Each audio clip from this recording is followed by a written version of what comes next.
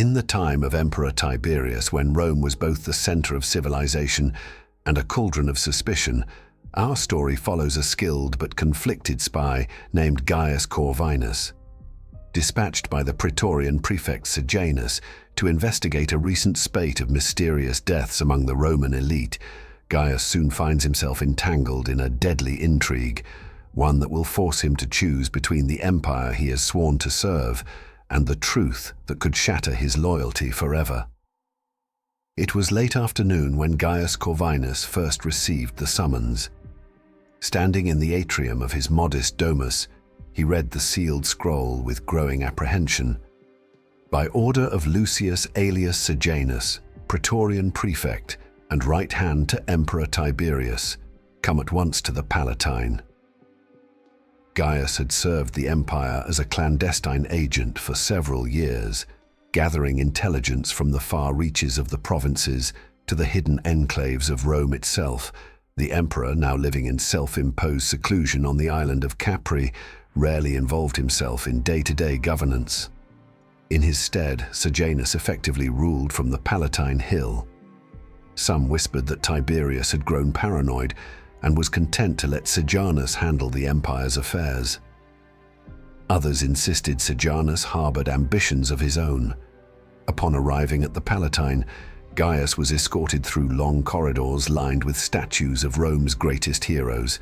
Each step reverberated on marble floors, echoing forebodingly in his ears. Outside, the sun was descending behind the 7 hills, painting the sky with a scarlet glow, an omen, Gaius thought, of blood yet to be shed. At last he entered Sejanus's private audience chamber. A small space by imperial standards, it was furnished with rich tapestries, plush cushions, and silver braziers to ward off the evening chill. Sejanus himself sat at a writing desk meticulously reviewing a scroll. Clad in a finely woven tunic and a dark cloak, his stern features were accentuated by the flickering lamplight. Without looking up, Sejanus said, "Gaius Corvinus, your reputation precedes you. You have proven yourself valuable to Rome." He finally lifted his gaze, eyes cold and calculating. "But your next assignment may test even your considerable talents." Gaius offered a slight bow. "I stand ready, Prefect." Sejanus gestured for him to sit. "You have heard, I assume, of the recent deaths among certain senators and patricians. Rumors swirl of foul play, yet no culprit has been identified. The emperor grows concerned. These men were long-time supporters of Tiberius, crucial for the stability of the realm.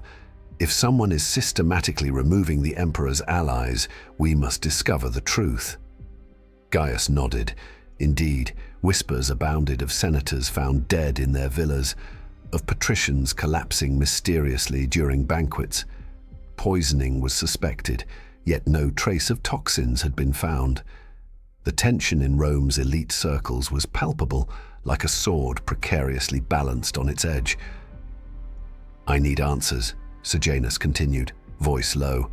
"Find whoever is behind these attacks, prove your loyalty to the emperor, and you will be rewarded, but fail." He left the threat unspoken. Rising, Gaius placed a hand over his heart. "I will not fail, Prefect." Gaius's first stop was the home of the late Senator Quintus Sabinus, whose body had been discovered just one night ago. Tall marble columns supported a portico, and mosaic floors displayed bright images of epic heroes. At the entrance, slaves hung their heads, speaking in hushed voices. One pointed Gaius to the senator's private study, where Sabinus had last been seen alive. Inside, the once lively shelves of scrolls and wax tablets stood undisturbed. A writing table bore a single cup, still stained with dregs of wine. Gaius scanned the perimeter, searching for any sign of struggle. A knocked-over lamp, an open window, footprints on the dusty floor. But it was all in perfect order. From behind, a soft voice spoke. "You're the one sent by Sejanus, aren't you?" Gaius turned to see a young woman, her eyes red from weeping. "I am Gaius Corvinus. And you?" "Flavia," she replied, barely above a whisper. "I was betrothed to Sabinus. He was a good man." Gaius inclined his head sympathetically. "I'm sorry for your loss. Do you know anything that could help me determine how he died? A strange visitor? Unusual letters?" Flavia hesitated, glancing at the door as though fearful of being overheard. He recently spoke of a letter that arrived by courier, a letter that disturbed him. He said it threatened exposure of some secret. He wouldn't tell me more." Gaius frowned. "Where is that letter now?" She shook her head. "I do not know. Perhaps with his personal correspondence." Gaius thanked her and carefully rifled through Sabinus's letters and records. He found only routine communications, reports from provinces, estate accounts, invitations to social events, nothing threatening. Yet the emptiness was suspicious in its own way. It felt too neat, too meticulously curated. As he prepared to leave, Flavia took a step forward. "I beg you, sir, help me bring Sabinus's killer to justice. Whoever they are, they must be stopped." Gaius gave a solemn nod. "I promise to do what I can." Over the next several days, Gaius visited other homes, patricians, wealthy merchants, and senators on the periphery of the emperor's circle. He was met with courteous hospitality, yet the tension underlying each polite conversation was unmistakable. Rome's ruling class was gripped by fear. Everyone had a theory. Radical zealots seeking to topple Tiberius, or hidden enemies of Sejanus, or perhaps even dark sorcery from the east. During his investigation, Gaius uncovered two pieces of consistent evidence. First, each victim had received a mysterious letter in the week leading up to their death. Second, the bodies bore no outward signs of struggle or violent death. No bruises, no stab wounds, no typical symptoms of poison. It was as though they had simply ceased to live. Disturbed by these findings, Gaius consulted the renowned physician Claudius Maro. An older man with deep-set eyes, Maro had studied medicine in Alexandria and was known for diagnosing unusual ailments. He listened intently to Gaius's descriptions of the corpses and frowned deeply. If there was no sign of standard poisons, Maro mused, we might be dealing with a rare venom or a newly concocted tincture, perhaps even a method of inhalation, or something more insidious, a toxin derived from plants only known across the sea. I have heard rumors of exotic potions from Parthia or the Far East that leave the body unmarked, as though asleep. Gaius felt a chill coil in his stomach. And the letters, what part do they play? Maro shrugged. Could be warnings, or maybe part of a ritual. Fear can kill as effectively as a blade. With this cryptic counsel echoing in his mind, Gaius returned to the Palatine.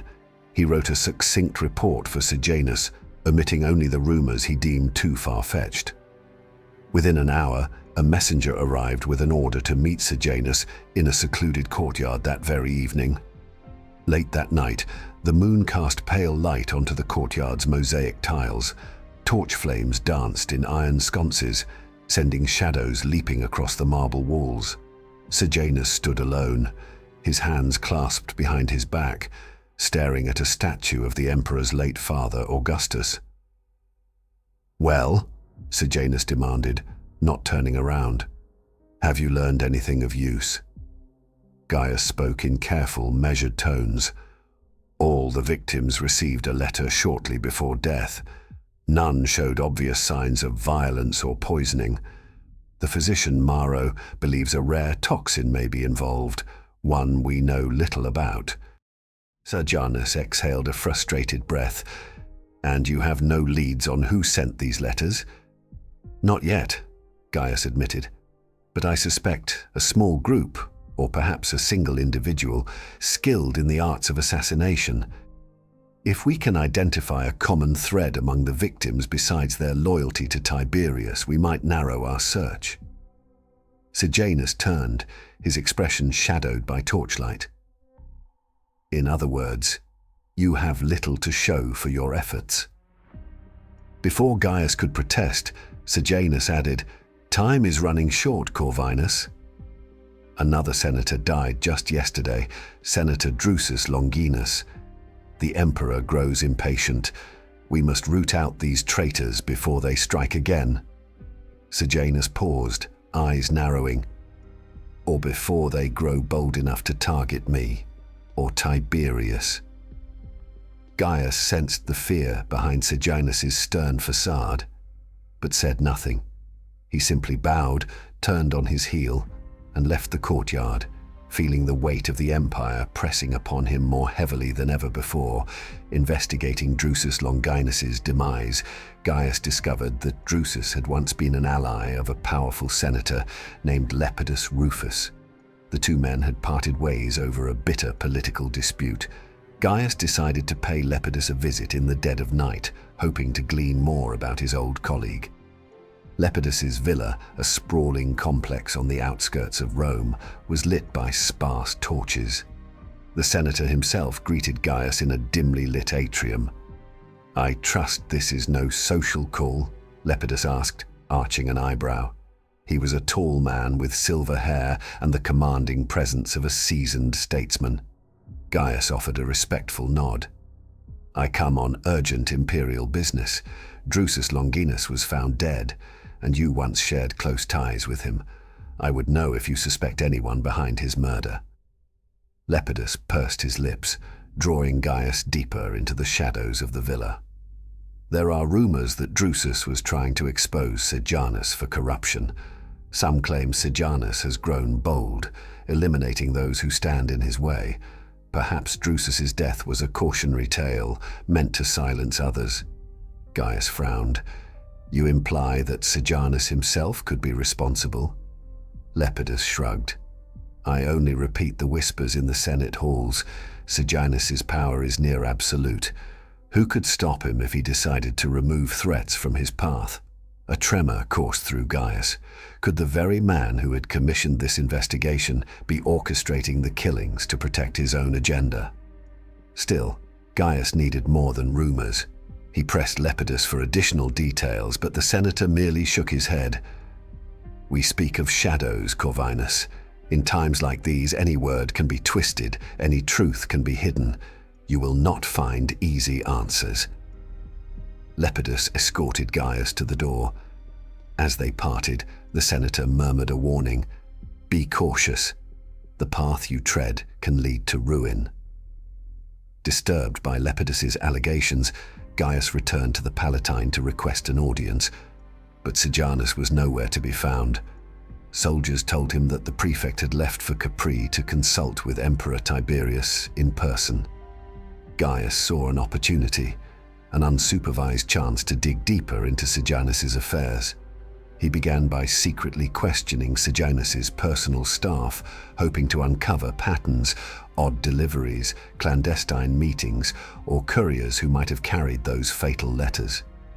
Eventually, Gaius found a jittery young scribe who confessed to having dispatched several anonymous letters under Sejanus's direct orders. The scribe, eyes wide with terror, revealed he hadn't read their contents, only that each letter was addressed to a prominent Roman with known allegiance to Tiberius. Realization slammed into Gaius like a charging warhorse. Sejanus was behind the letters. But if that were true, why stage a grand investigation? Was it meant to distract the emperor from Sejanus's own involvement, or to cast blame on a fabricated enemy? Gaius's blood chilled.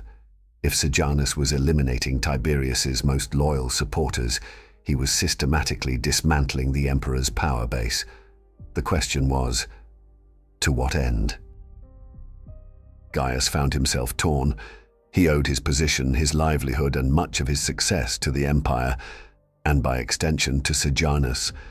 Yet his sense of honor told him he could not allow such treachery to continue. Would Tiberius even believe him if he exposed Sejanus's plot? Tiberius was known for his paranoia and reclusiveness. Some said he trusted no one but Sejanus. If Gaius confronted Sejanus directly, He might be silenced the same way the others had been. Late one night, Gaius slipped away to meet Flavia, Sabinus's grieving fiancée, in a secluded garden. He told her everything: the letters, the scribe's testimony, Sejanus's likely betrayal. Flavia's face paled. "We must act," she whispered, "else more of Rome's best men will perish." "But how?" Gaius asked, feeling for the first time in his life the weight of a desperate conflict. "If I go public with this, Sejanus will deny everything, and I lack hard proof. If I remain silent, more will die. I cannot stand idle." Flavia placed a trembling hand on his shoulder. "Find proof, something so undeniable that even Tiberius cannot ignore it." Gaius nodded, steeling himself. He had made his choice. His loyalty was to the good of Rome, not to the scheming prefect who had turned his position into a weapon. Steeling his resolve, Gaius devised a perilous plan to gather incontrovertible evidence of Sejanus's guilt. He would break into the prefect's private archive, stored in a hidden chamber adjacent to his personal quarters. The risk was immense. If caught, Gaius would be executed for treason. But the stakes for Rome were higher still. Under the cover of night, Gaius bribed a guard to gain entry to the deserted hallways leading to Sejanus's suite. Each footstep echoed ominously in the torchlit corridors. His heart pounded as he approached a locked door behind which Sejanus kept his most sensitive documents. He drew a small iron pick, painstakingly working the lock. The mechanism gave a faint click, and the door swung open to reveal a cramped room lined with wooden cabinets and shelves. Quickly, he rummaged through the scrolls: tax records, property inventories, lists of supporters, coded messages. At last, in a compartment hidden behind a shelf, he found a series of wax tablets wrapped in a leather pouch.